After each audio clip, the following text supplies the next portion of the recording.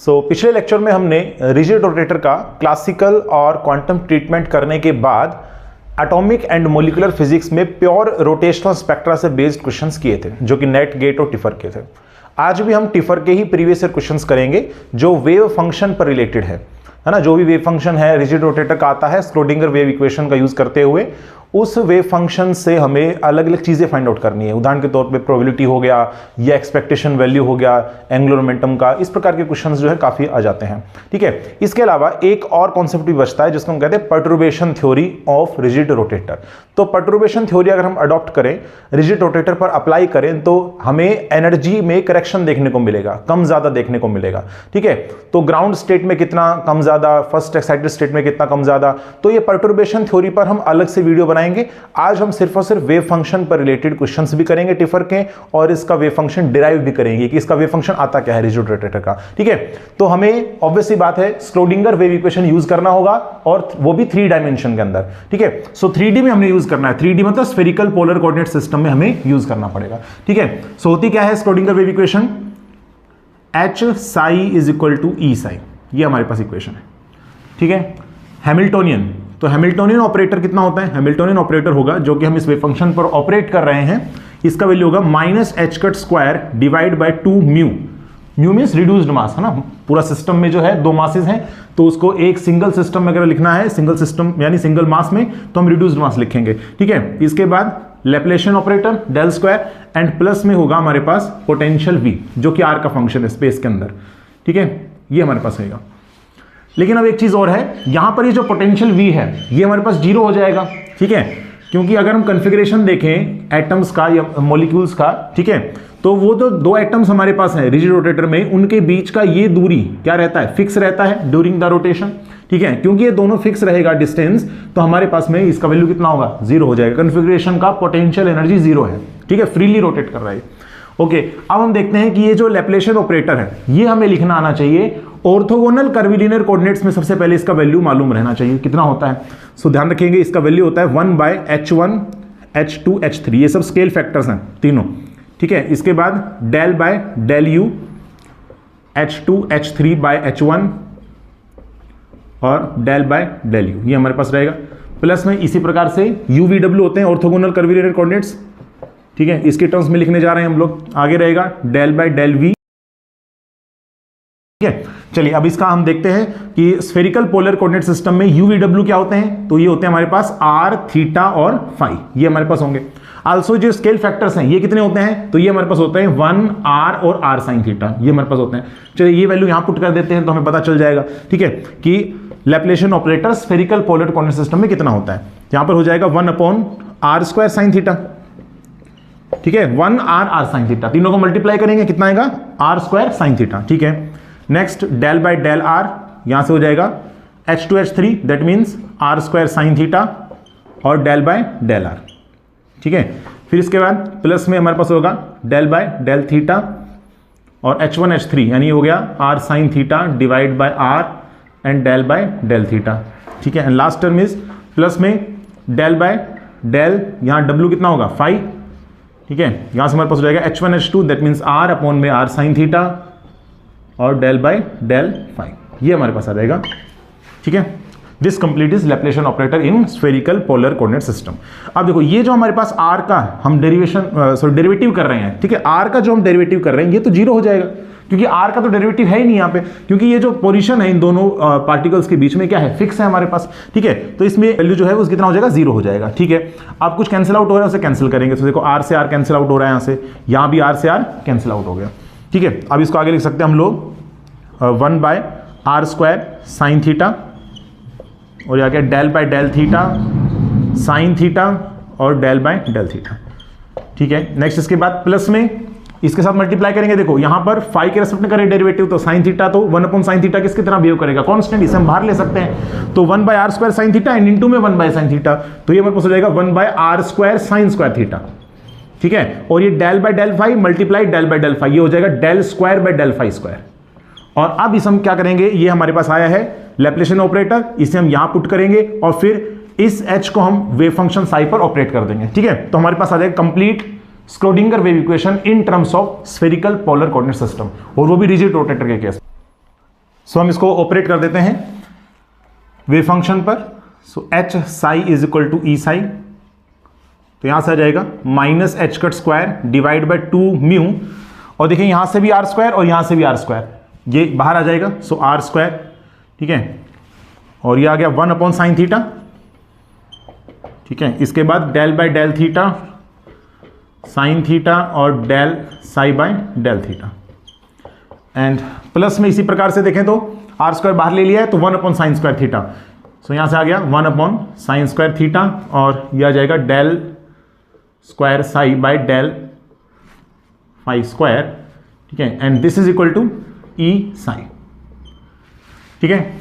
अब देखो ये जो हमारे पास म्यू आर स्क्वायर, तो टोटल जो हमारा सिस्टम था इसका मोमेंट ऑफ इनर्शिया आ रहा था, तो इसे हम आई से रिप्रेजेंट कर सकते हैं, और क्रॉस मल्टीप्लाई करेंगे तो इस पूरी टर्म को आप इसके साथ मल्टीप्लाई करके इसको इधर ले आइए, ठीक है। तो क्या आएगा, रीअरेंज कर रहा हूं मैं इस इक्वेशन को, तो हमारे पास आ जाएगा 1 upon sine theta del by del theta और sine theta del psi by del theta, plus में इसी प्रकार से 1 by sine square theta del square psi by del phi square, और प्लस में आ जाएगा, ठीक है, नेगेटिव है ना, तो इसको इधर बेच के यहां लेकर के आएंगे, कितना आएगा, यहां से आ जाएगा 2 म्यू ई, ठीक है, 2 म्यू, हाँ ठीक है, 2 म्यू ई और आई, ठीक है, और अपॉन में एच कट स्क्वायर, और ये आ जाएगा psi, this is equal to 0, ये हमारे पास आ जाएगा, ठीक है। अब देखो यहां पर जो है ये जो साई रहेगा ये किसका फंक्शन है, आर और थीटा का फंक्शन है, ठीक है।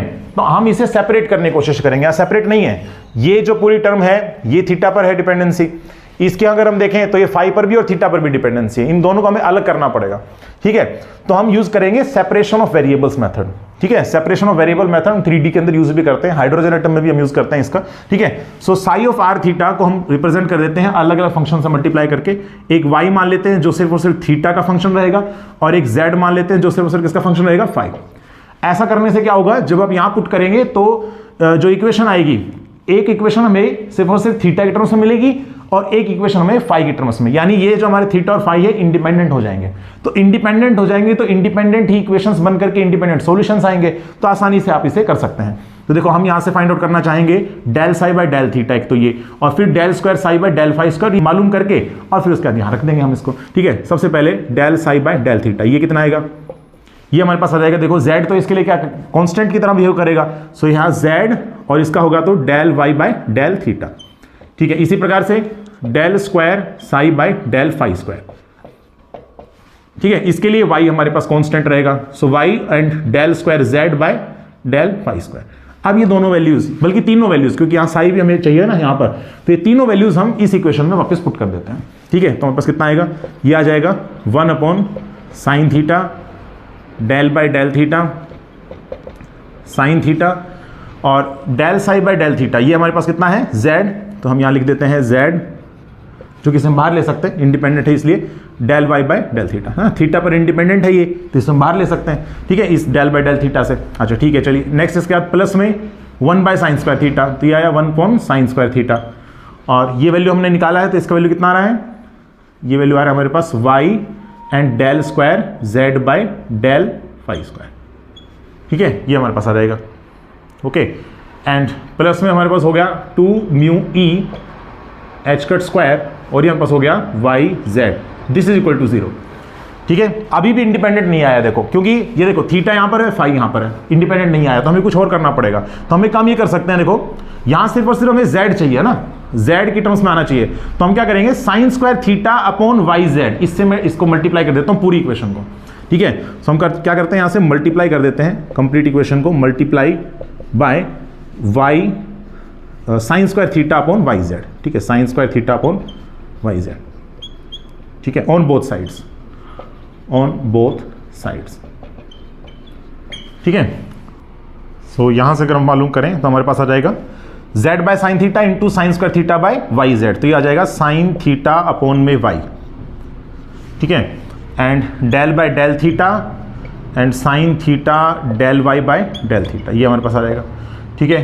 प्लस में y by sine square theta, ये हो गया 1 upon z and del square z by del phi square, ठीक है। प्लस में यहां से हमारे पास आ जाएगा 2 mu E divide by H cut square और साइन स्क्वायर थीटा, ठीक है, दिस इज इक्वल टू 0, ये हमारे पास कितना आ रहा है, 0 आ रहा है, ठीक है।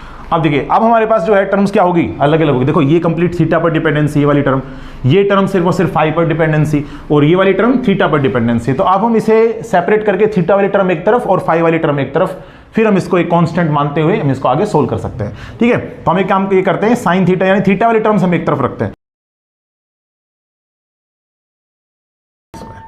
ठीक है, और हम इसे कुछ कांस्टेंट मान लेते हैं, से m², ठीक है, कांस्टेंट के। तो हम इंडिपेंडेंटली हम इसको सोल्व कर सकते हैं, this is equal to this and this is equal to this, ठीक है।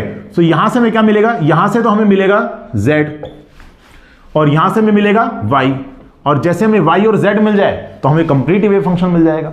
आल्सो एक बात और देखिएगा कि जो एनर्जी है वो भी हमें मिल सकता है इसी इक्वेशन से ही मिलेगा, क्योंकि इसी इक्वेशन में ही एनर्जी आ रहा है। तो एनर्जी आइगन वैल्यू भी इसके अंदर मिलेगा, इस वाले में y यानी थीटा की डिपेंडेंसी भी इसी में मिलेगा सॉल्यूशन जब हम इसका करेंगे इक्वेशन का, और जो z का वैल्यू होगा वो यहां से मिलने वाला है मेरे को, ठीक है। सो देखते हैं यहां से z का वैल्यू कितना होगा। सो देखो z का वैल्यू हमारे पास हो जाएगा, कुछ से देखें, del square z by del phi square, और ये हो जाएगा प्लस में zm², ठीक है, दिस इज इक्वल टू 0, ठीक है। तो इसे जब आप सोल्व करेंगे, इसके लिए एक सॉल्यूशन है जो इसको इक्वेशन को सेटिस्फाई करेगा। z का वैल्यू हमारे पास होगा ये समथिंग कांस्टेंट, ठीक है, और e to the power plus minus iota m², ये हमारे पास इसका सॉल्यूशन होगा। ऑक्सिलरी इक्वेशन आप लिखिए, वहां से कॉम्प्लीमेंट्री फंक्शन निकालिए, ऐसे भी आप कर सकते हैं, सेम सॉल्यूशन आपको मिलेगा, ठीक है। c यहां पर क्या है, नॉर्मलाइजेशन कांस्टेंट निकालना पड़ेगा इसका वैल्यू, तो नॉर्मलाइजेशन कंडीशन से आप इस कांस्टेंट का वैल्यू निकाल सकते हैं, ठीक है। तो फाई कहां से रन करता है, तो हमें ये पता है फाई रन करता है स्फेरिकल पोलर कोऑर्डिनेट सिस्टम में 0 से लेकर के 2 पाई तक, ठीक है। ओके, m का क्या वैल्यू है, सो m का वैल्यू हमें नहीं मालूम है, ठीक है, वो हम देखेंगे क्या वैल्यू होगा। यूजिंग बाउंड्री कंडीशन हम ये चेक कर सकते हैं कि m का वैल्यू कितना होगा, ठीक है। चलिए एक बार चेक कर लेते हैं m का वैल्यू क्या होना चाहिए। सो अगर हम देखें यहां से बाउंड्री कंडीशन, तो बाउंड्री कंडीशन ये होगा यहां से कि स्पेस के अंदर जब ये रोटेट कर रहा होगा तो इस फाई का वैल्यू 0 से 2 पाई तक वेरी करेगा, और 2 पाई के बाद फिर दोबारा से वेव फंक्शन अपने आप को क्या करेगा, रिपीट कर लेगा। इसका मतलब हम कह सकते हैं कि ये जो z हमारे पास आ रहा है, z at theta is equal to 0 जो भी आ रहा था, ये सेम आना चाहिए थीटा इज इक्वल टू 2 पाई पर, यानी एंड पॉइंट्स के ऊपर दोनों वेव फंक्शन जो है, ये z भी तो एक वेव फंक्शन ही हमारे लिए, ठीक है। टोटल वेव फंक्शन हमारे पास yz है, बट z भी तो एक सिंगल वेव फंक्शन है ना, थीटा पर डिपेंडेंसी है इसकी, ठीक है। तो यहां पर ये दोनों बाउंड्री कंडीशन पर इंपोज होना चाहिए, दोनों सेम, ठीक है, दोनों सेम करते हैं। देखो यहां से कितना आ जाएगा, यहां से आ जाएगा हमारे पास c e to the power 0, this is equal to c e to the power, यहां से आ जाएगा आइटा 2 आइटा m पाई, ये हमारे पास आ जाएगा, ठीक है। सो ये तो कैंसिल आउट हो जाएगा, e की power 0 which is 1 is equal to e to the power iota and 2m pi, and e to the power iota theta, ये डी मोइरेस थ्योरम से आप इसको लिख सकते हैं cos 2m pi and plus iota sine 2m pi. ये तो imaginary value है, ठीक है, ये तो हमारे पास क्या इमेजिनरी वैल्यू, तो इसको आप छोड़िए, ठीक है।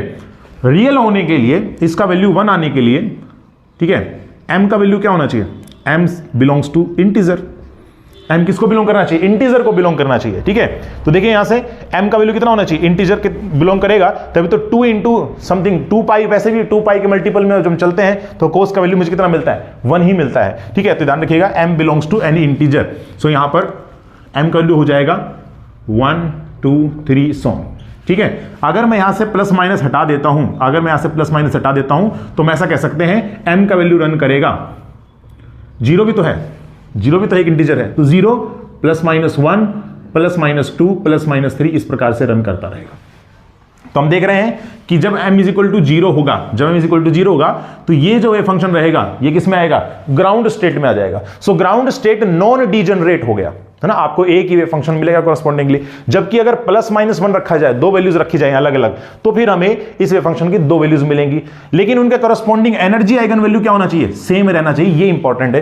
तो फिर हम ऐसे वेव फंक्शन कहेंगे डीजनरेट, है ना, डीजनरेट हो जाएगा हमारे पास, same energy eigen value but different wave function, तो ये हो जाएगा हमारे पास डीजनरेट वाला केस। तो जितने भी एक्साइटेड स्टेट्स हैं रिजिड रोटेटर के अंदर, वो सब क्या है, एक्साइटेड स्टेट्स हमें मिल रहे हैं। तो पर्टर्बेशन थ्योरी जब हम करते हैं, पर्टर्बेशन थ्योरी जो हम आगे करेंगे, उसके अंदर इसमें हमें क्या बनाना पड़ेगा, सेक्युलर मैट्रिक्स बनाना पड़ेगा एक्साइटेड स्टेट्स के लिए, फिर हमें सोल्व करना पड़ेगा एनर्जी शिफ्ट फाइंड आउट करने के लिए। ग्राउंड स्टेट में जरूरी नहीं है, ग्राउंड स्टेट तो नॉन डिजेनरेट है, तो डायरेक्ट फॉर्मूला अप्लाई करके आसानी से आ सकता है, बट इनके लिए आपको सर्कुलर मैट्रिक्स बनाना पड़ेगा। ठीक है, चलिए अब हमारे पास c का वैल्यू और मालूम कर लेते हैं कितना होगा। सो z का वैल्यू जो हमारे पास आया था that was c e to the power iota m5। ठीक है, ये हमारे पास वैल्यू आया था। अब हम यहां से z स्टार भी मालूम कर लेते हैं। z स्टार हमारे पास आ जाएगा c e to the power minus iota m5। Okay, अब हम यहां से नॉर्मलाइजेशन कंडीशन इंपोज कर देते हैं। ठीक है, every wave function should be normalize ना, नॉर्मलाइज होना चाहिए, तभी तो प्रोबेबिलिटी डेंसिटी कितना आएगा, 1 आएगा ओवर होल स्पेस, है ना। तो कंप्लीट स्पेस में प्रोबेबिलिटी जो है पार्टिकल के होने की वो हमारे पास 1 आती है नॉर्मलाइजेशन कंडीशन से। तो अगर ये अप्लाई करें तो यहां से आ जाएगा 0 से लेकर के फाई रन करेगा, 0 से लेकर के 2 पाई और z स्टार और यहां से हो जाएगा d phi, this should be equal to 1, है ना। ये प्रोबेबिलिटी डेंसिटी यानी z स्क्वायर, ये प्रोबेबिलिटी डेंसिटी तो है। ठीक है, ये हमारे पास कितना होना चाहिए, होल इंटीग्रेशन फंक्शन कितना होना चाहिए, 1 होना चाहिए। ठीक है, and it should be integrable, ये भी हमारे पास कुछ कंडीशंस है मतलब। ठीक है, क्योंकि हम जानते हैं कोई भी वेव फंक्शन साई है, z है, y, कोई भी हमारे पास अगर वेव फंक्शन है, फिजिकली एक्सेप्टेबल की कंडीशन आपको मालूम होनी चाहिए। ये बीएससी का क्वेश्चन है, वेरी इंपॉर्टेंट, कि हमारे पास कोई वेव फंक्शन जो है वो फिजिकली एक्सेप्टेबल होने की क्या क्या कंडीशन है। शुड बी इंटीग्रेबल भी है एक कंडीशन, ये भी है। ठीक है, तो चलिए देख लेते हैं इसका वैल्यू कितना आएगा। तो देखो z स्टार दोनों को मल्टीप्लाई करेंगे तो यहां से आ जाएगा c स्क्वायर, बाकी e to the power iota m5 plus minus of e to the power minus iota m5, ये तो हमारे पास कितना हो गया, ये हमारे पास हो जाएगा e टू द पावर 0, है ना, विच इज 1, सो आ जाएगा c स्क्वायर। तो यहां से आ जाएगा c स्क्वायर 0 टू 2 पाई और d5 this should be equal to 1, यानी हमारे पास आ गया c square of 5 0 to 2 pi this is equal to 1। तो c का वैल्यू यहां से आ गया 1/√2 पाई। ठीक है, सो ये वैल्यू अगर हम देखें तो यहां पर रख देते हैं तो हमारे पास आ जाएगा यहां से z का वैल्यू हमारे पास आ जाएगा 1/√2 pi and e to the power iota m5, ये हमारे पास आ जाएगा, जहां m का वैल्यू हमें मालूम चल गया है 0 +-1 +-2 इस प्रकार से चलता रहेगा। अब ये वाली इक्वेशन तो हो चुकी है सोल्व। ये वाली इक्वेशन जो दूसरी है थीटा की, ये थोड़ा सा रहेगा मुश्किल आप लोगों के लिए। क्यों, यहां पर जो है ना, आप इसको अगर सोल्व करेंगे तो ये बनेगा एक लीजेंडरी इक्वेशन। ठीक है, चलिए बनाते हैं इसको एक बार, लीजेंडरी इक्वेशन कैसे बनती है। सो ये इक्वेशन जानी मानी होती है, आगे चल के देखेंगे इसको, लीजेंडरी डिफरेंशियल इक्वेशन। सो लीजेंडरी पॉलिनोमियल, उसका एक सॉल्यूशन हमारे पास हो जाएगा। ठीक है, और फर्स्ट टाइम तो हमारे पास क्या होगा, यहां पर इस कंप्लीट इक्वेशन को मैं y बाय सबसे पहले तो साइन स्क्वायर थीटा से दोनों तरफ डिवाइड कर देता हूं। बराबर क्या चल रहा है, m स्क्वायर के चल रहा है ना, बराबर m स्क्वायर कितना आएगा यहां से। और एक चीज और है, देखो 2 μe bye h cut square, इसको हम लोग क्या मान के चल लेते हैं, सम k स्क्वायर मान के चल लेते हैं, k square, alpha square, beta square, कुछ भी आप मान के चलिए। ठीक है, तो हमारे पास हो जाएगा यहां से अगर हम देखें तो आ जाएगा 1/sin theta del by del theta, और ये आ जाएगा sin theta del y by del theta. ठीक है, प्लस में फिर यहां से आएगा k स्क्वायर, ठीक है, और sin स्क्वायर थीटा माइनस में m स्क्वायर, और ये आ जाएगा y अपॉन में sin स्क्वायर थीटा, ये हमारे पास आ जाएगा। ठीक है, ओके, अब देखिए यहां से जो है दिस इज इक्वल टू 0। अब एक नया वेरिएबल इंट्रोड्यूस करते हैं। ठीक है, तो एक नया वेरिएबल इंट्रोड्यूस करेंगे, x is equal to cos theta. x is equal to cos theta, obviously बात है, यहां से x की वैल्यू कहां से कारण करेगी, -1 से 1 तक, है ना, यही रेंज होता है कोस थीटा का। ठीक है, -1 से 1 तक। ठीक है, ओके, तो यहां से हमारे पास आ जाएगा dx का वैल्यू अगर हम फाइंड आउट करें तो minus sine theta D theta, यानी यहां से आ गया dx बाई डी थीटा का वैल्यू माइनस का साइन थीटा, ये हमारे पास आ जाएगा। ठीक है, नाउ दिस इंप्लाइज दैट हम एक काम ये करते हैं, dy से मल्टीप्लाई और dy से डिवाइड कर देते हैं। So dy by d theta dx by dy this is equal to आ गया माइनस साइन थीटा। ठीक है, ये हमारे पास आ गया, dy से मल्टीप्लाई dy से डिवाइड किया जस्ट। ठीक है, ओके, अब हम यहां से लिख सकते हैं dy बाई डी थीटा की वैल्यू। ठीक है, क्योंकि हमें dy बाई डी थीटा चाहिए ना यहां से। ठीक है, यहां से भी देख सकते हैं dy बाई डी थीटा की वैल्यू हो जाएगा minus sine theta dy by dx, यानी कुछ ऐसे ऑपरेट हो रहा है कि हमारे पास ये जो d बाई डी थीटा है ये किसके अंदर जा रहा है, minus sine theta d by dx के अंदर जा रहा है। ठीक है, क्योंकि हमें मालूम होना चाहिए ना यहां पर ये चीज।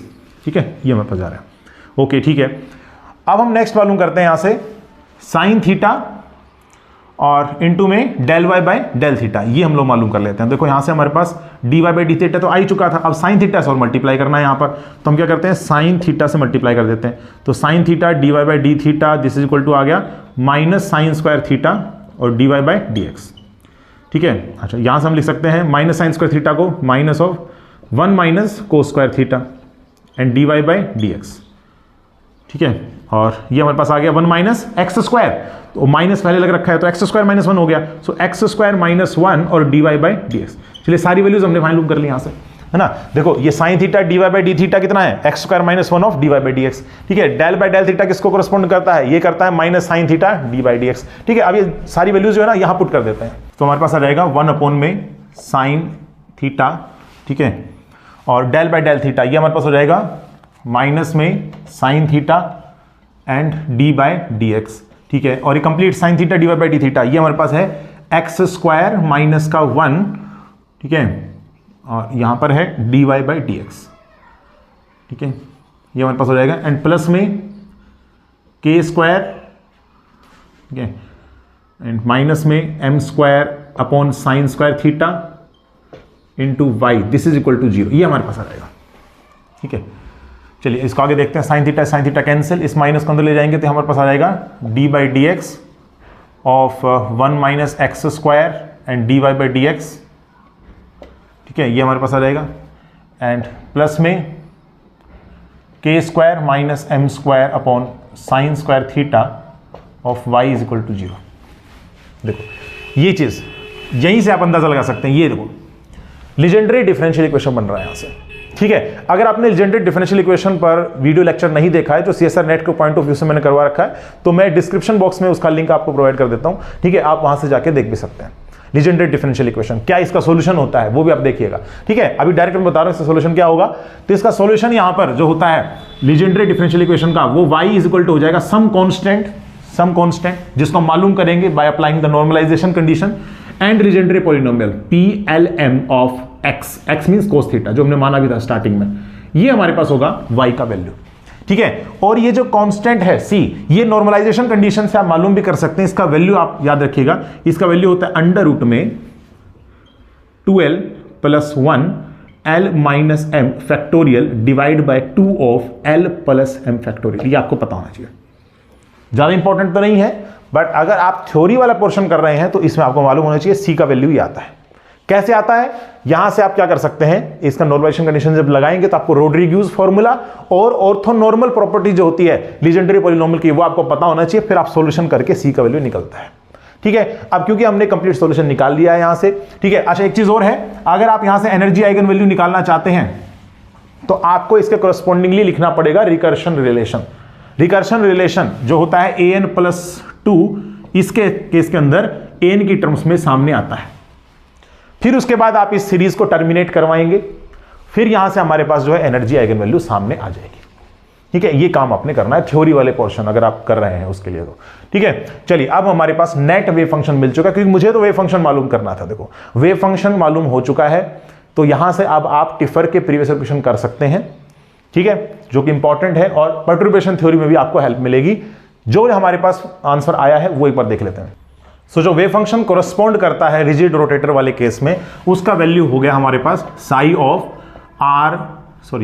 Theta phi. ठीक है, this is equal to y of theta and z of phi.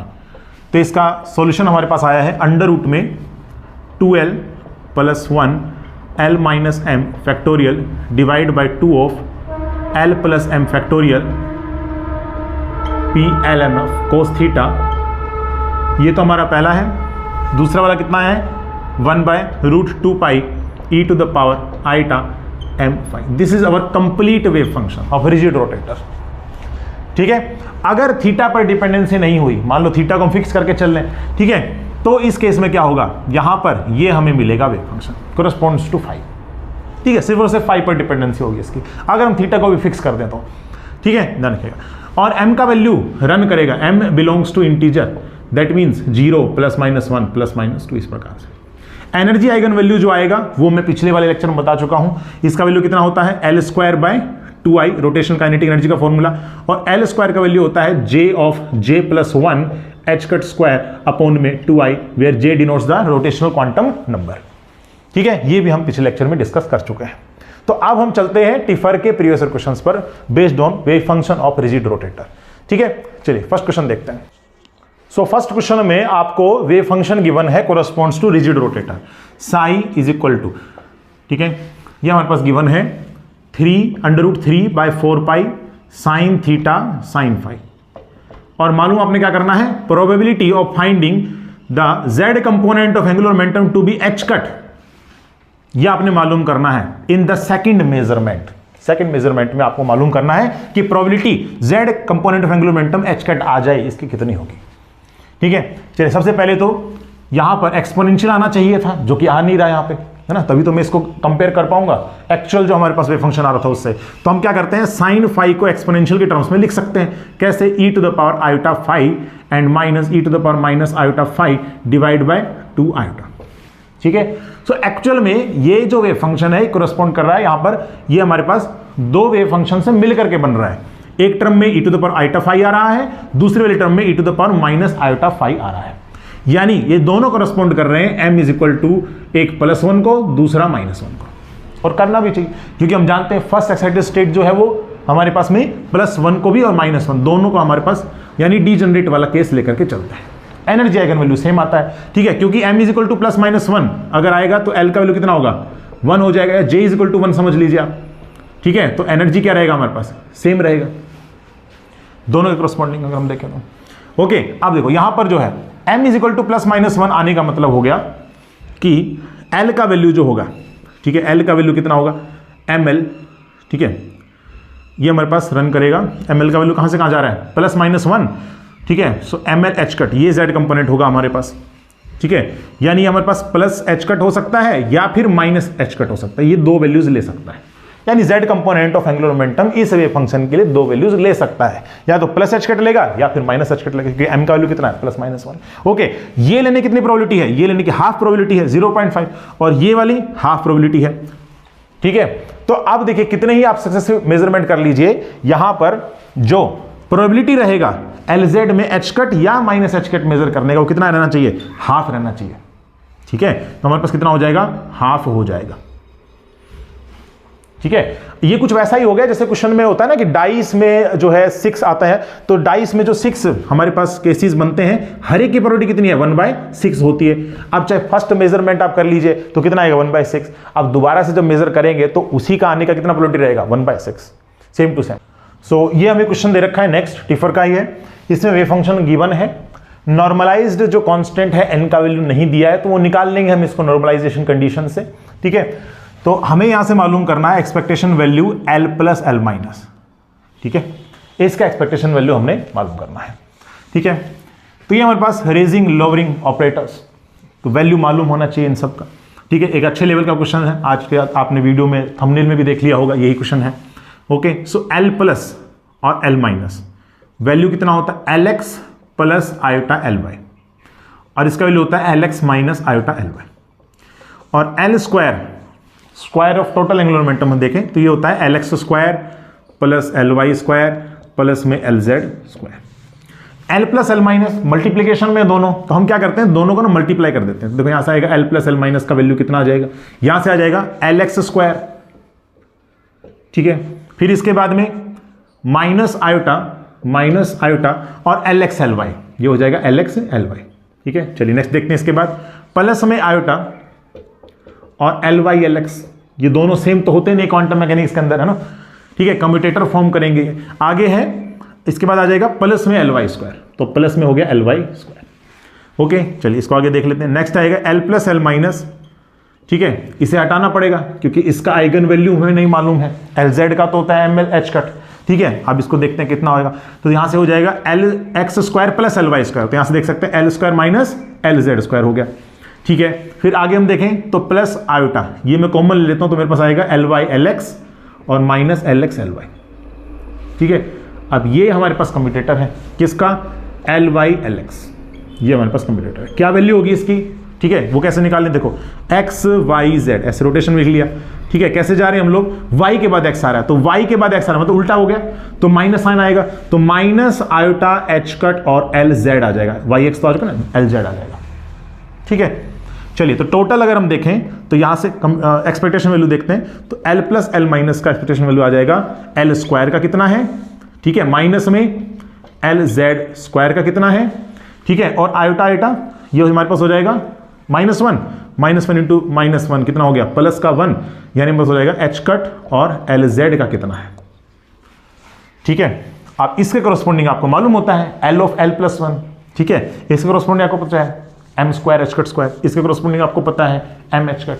ठीक है, तो ये फॉर्मूला जो है ना ये काफी इंपॉर्टेंट हो गया अब हमारे लिए, इसका एक्सप्रेशन आ गया है l square minus l z square और plus h cut l z.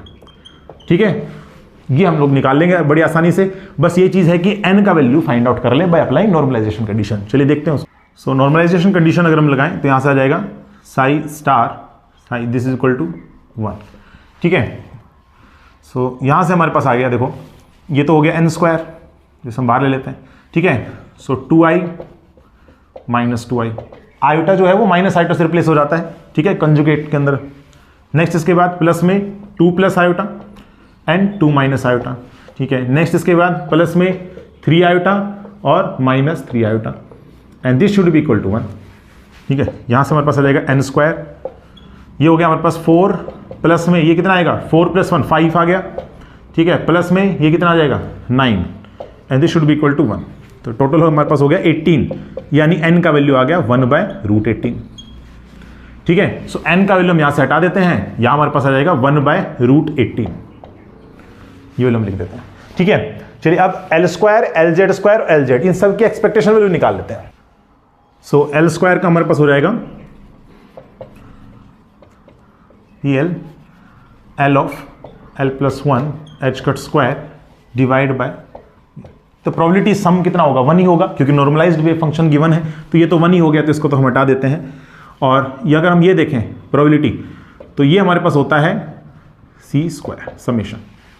ठीक है, एम्पलीट्यूड का स्क्वायर, ये सब एम्पलीट्यूड है, 2 आयोटा बाय √18 इसका स्क्वायर करेंगे। ठीक है, तो आप फाइंड आउट करिए, देखो यहाँ सबसे पहले आ जाएगा हमारे पास, और मैग्नीट्यूड लेना है उसका, तो देखो हमारे पास आ गया 4/18, ये पी का वैल्यू प्रोबेबिलिटी पहले वाले केस में। ठीक है, एल का वैल्यू रन कर रहा है इसके लिए इसके लिए इसके लिए। ठीक है, ओके, नेक्स्ट इसके बाद एल ऑफ एल प्लस 1, तो एल का वैल्यू कितना है, तो देखो वाई एल एम लिखते हैं ना हम लोग, एक्सप्रेशन में क्या होता है वाई एल एम होता है, तो एल का वैल्यू कितना है 1 है, तो यहां लिखेंगे 1 × 1 + 1। एच कट स्क्वायर भी आप बाहर ही ले लीजिए, ज्यादा अच्छा है, पहले ले लीजिए एच कट स्क्वायर। ओके, अच्छा, नेक्स्ट इसके बाद होगा प्लस में फिर 2 प्लस आयोटा है। ठीक है, इसका हमें 2 प्लस आयोटा मल्टीप्लाई करेंगे और मैग्नीट्यूड लेंगे तो 5 आ जाएगा। ठीक है, तो 5 आ गया डिवाइड बाय ये सेम 18।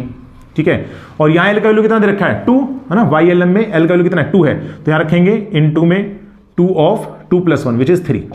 ठीक है, नेक्स्ट इसके बाद प्लस में नेक्स्ट इसके बाद है 3 आयोटा और अपॉन में √18, तो ये कितना हो गया 9, सो 9/18 और एल का वैल्यू 1 गिवन है, सो इनटू में 1 × 1 + 1 विच इज 2।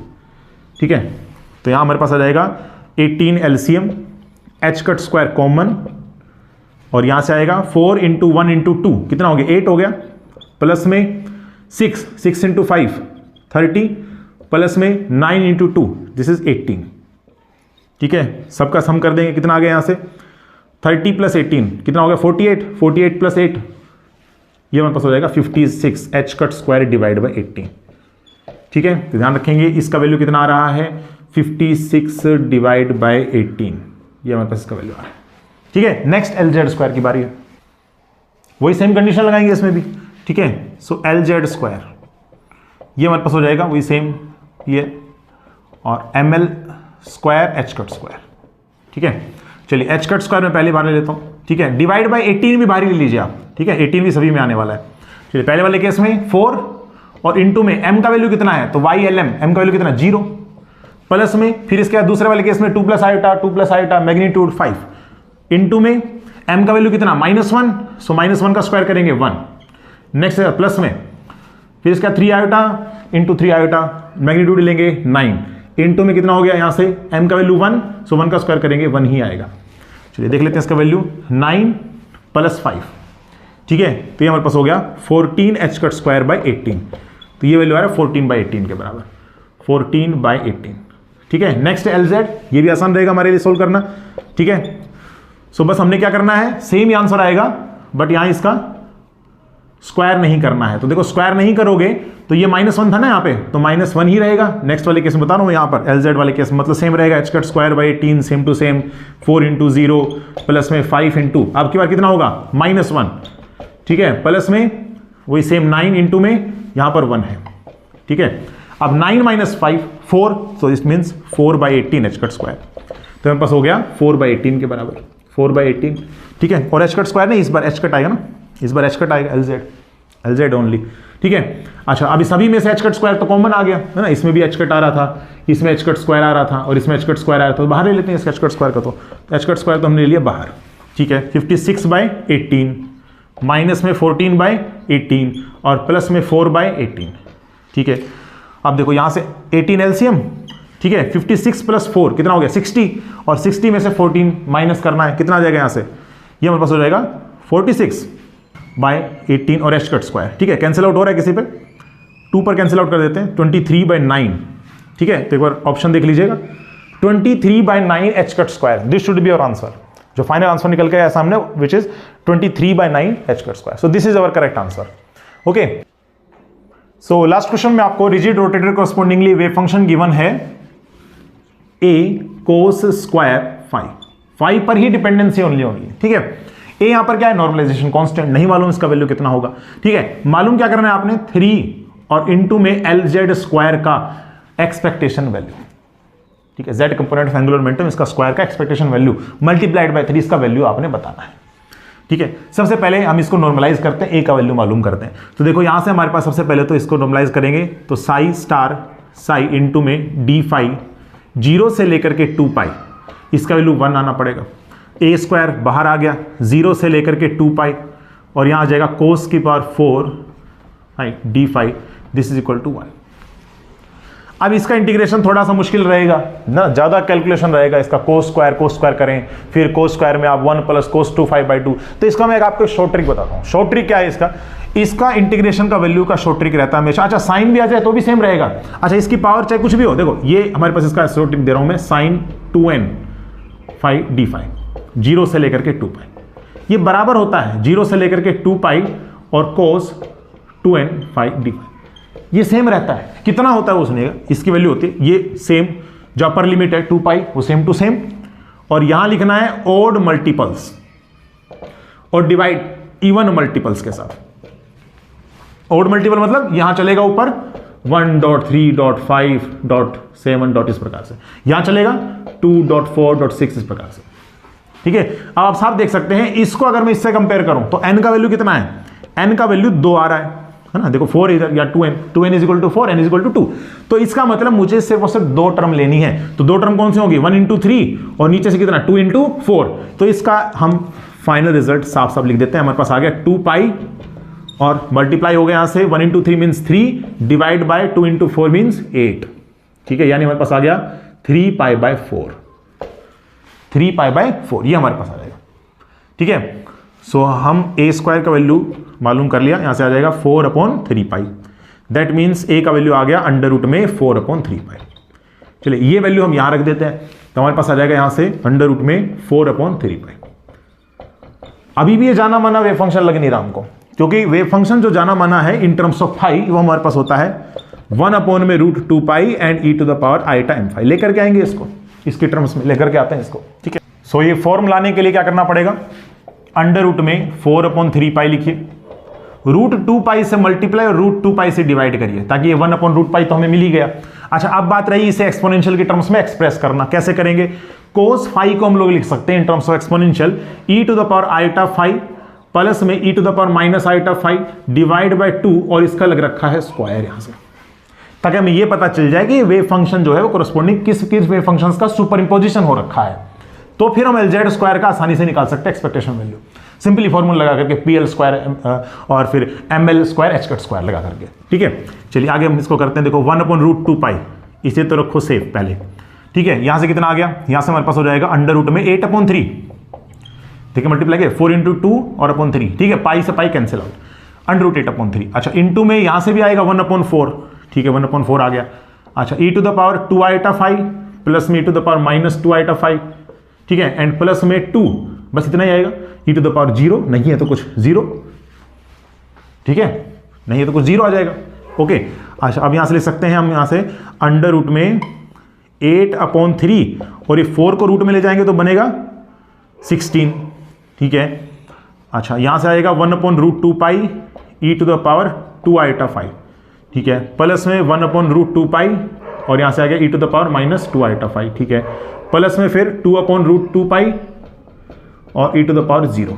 अब कुछ जाना माना ये फंक्शन लग रहा है, ठीक है। अच्छा ये कैंसिल आउट हो रहा है 2 पर, इसका तो यहां से आ गया 1/√6 पहले तो 1/√6।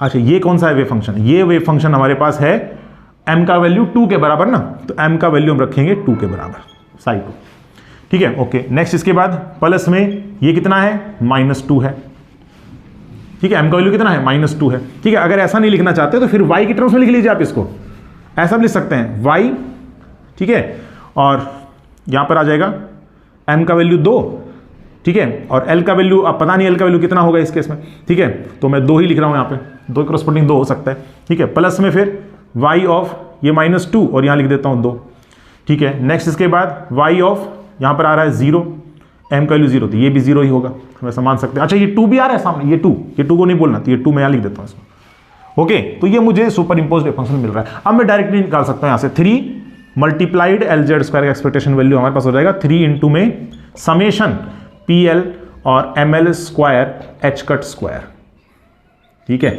जहां L रन कर रहा है, यहां पे 3 टर्म्स है तो 3 ही टर्म्स आएंगे यहां पर भी, ठीक है, तो हम एक एक करके निकालते हैं। देखो 3, ठीक है, और ये PL मतलब एम्पलीट्यूड का स्क्वायर, तो एम्पलीट्यूड कितना आ रहा है इस केस में अगर हम देखें तो 1/√6, देखो एक एक करके लिखते हैं, 1/√6 का होल स्क्वायर करेंगे तो 1/6 हो गया।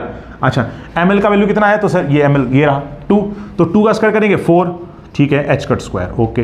फिर नेक्स्ट इसके बाद प्लस में फिर दोबारा से सेम 1/6 इंटू में -2 का स्क्वायर कितना 4 ही आएगा इस बार भी, H कट स्क्वायर, ये दोनों टर्म्स तो सेम मिल रही है हमको, ठीक है। अच्छा आगे चलते हैं, प्लस में फिर 2/√6 स्क्वायर करो इसका 4/6, तो आ जाएगा 4/6 और फिर ML स्क्वायर, ये तो 0 ही हो गया, मल्टीप्लाइड बाय 0, कंप्लीट 0 हो गया, ठीक है। अच्छा इसको आगे देखेंगे तो हमारे पास इस हम लिख सकते हैं 3 इंटू में 4H cut square divide bye 6 और इंटू में 2 कर दो आप, ओके है ना, दो हमारे पास में आ रही है टर्म्स, तो मैंने 2 से मल्टीप्लाई कर दिया, सिमिलर है ना इसलिए, ठीक है। अच्छा ये इससे कैंसिल, ये इससे कैंसिल, कितना आंसर आ गया 4H कट स्क्वायर, ठीक है। तो in units of H cut square आपने ये फिल करना था, NET टाइप क्वेश्चन था, तो आप ऑप्शन में देख सकते, ऑप्शन तो नहीं है खैर यहाँ पे, NET टाइप में आपने क्या रखना था, आपने यहाँ पर लिखना था 004 इस प्रकार से, ठीक है, तो हमारे पास आंसर कितना आ जाएगा 4 हमारे पास करेक्ट आंसर हो जाएगा।